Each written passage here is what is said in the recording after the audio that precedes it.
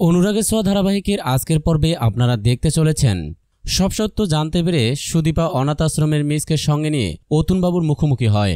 এদিকে নিজের মেয়েকে চিনতে না পারলেও সুদীপাকে মন থেকে আপন করে নেয় রূপা। যখন সুদীপা আর আদিত্যর মধ্যে ঝগড়া হয় তখন রূপা ছুটে গিয়ে সুদীপাকে জড়িয়ে ধরে, তার প্রতি মায়া, স্নেহ আর ভালোবাসা প্রকাশ করে। সেই মুহূর্তে সুদীপা রূপার মধ্যে নিজের মায়ের স্নেহ, আদর আর মমতা খুঁজে পায়।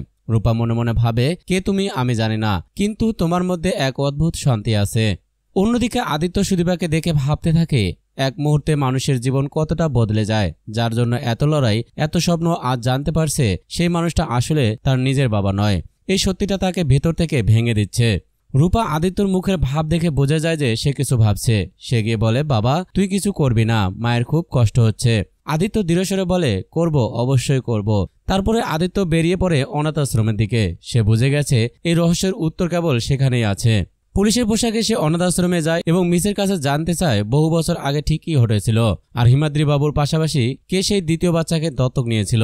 মিস সব সত্যি জানিয়ে দেয় এবং ফাইলপত্র আদিত্যর হাতে তুলে দেয়। ফাইলে অতুনবাবুর সই দেখে আদিত্য হতবাক হয়ে যায়। ভাবে, এই অতুনবাবু কি সেই পরমার বাবা অতুনবাবু? কিন্তু ফাইলে লেখা মেয়েটির নাম তো সুরপা।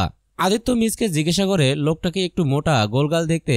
মিস মাথা নেড়ে বলে হ্যাঁ। তখন আদিত্য ফোন থেকে অতুনবাবুর ছবি দেখায়। মিস সঙ্গে সঙ্গে চিনে ফেলে, এই তো উনি, তিনি দ্বিতীয় বাচ্চাটিকে দত্তক নিয়েছিলেন। আপনি ওনাকে চেনেন? আদিত্য চুপ হয়ে যায়। সবকিছু পরিষ্কার হয়ে যায় তার কাছে। সে সঙ্গে সঙ্গে সুদীপাকে ফোন করে বলে, আপনি এক্ষুনি অনাথ আশ্রমে চলে আসুন। সুদীপা বুঝে যায় আদিত্য নিশ্চয়ই গুরুত্বপূর্ণ কিছু খুঁজে পেয়েছে, তাই তাড়াতাড়ি সেও পৌঁছে যায়। ওখানে গিয়ে সবকিছু দেখে সবাই অবাক হয়ে যায়। নিজের হারিয়ে যাওয়া যমজ বোনকে খুঁজে পেয়েছে সে। সুদীপা ভাবে, মানে পরমা আমার যমজ বোন? কিন্তু অতুন আঙ্কেল এতদিন কিছুই বলেননি কেন? সব রহস্য উদ্ঘাটনের সংকল্প নিয়ে সে বলে, আমাকে অতুন আঙ্কেলের মুখোমুখি দাঁড়াতেই হবে।